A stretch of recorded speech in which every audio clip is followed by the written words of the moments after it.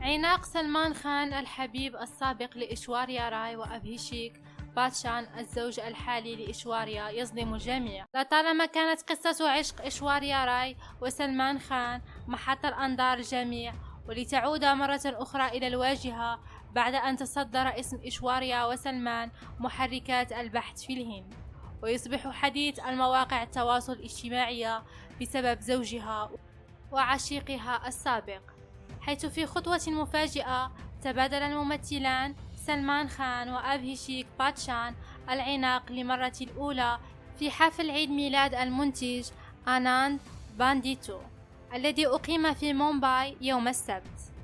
وظهر الثنائي وهم يتشاركان أطراف الحديث، مما أثار دهشة المعجبين الذين كانوا ينتظرون لحظة المصالحة بينهما منذ سنوات.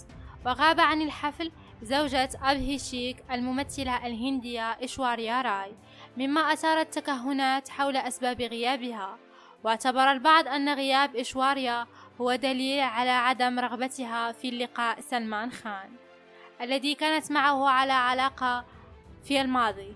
وقد انقسم الجمهور إلى طرفين حول هذه الخطوة، حيث شجعها البعض بينما اعتبرها البعض الآخر انتقاما من أبهيشيك لزوجته إشواريا بطريقة غير مباشرة، والتي لا تزال على عداوة مع سلمان منذ انفصالها عنه بسنوات. شكرا لمتابعتكم لهذا الفيديو، ونأمل أن يكون قد نال إعجابكم.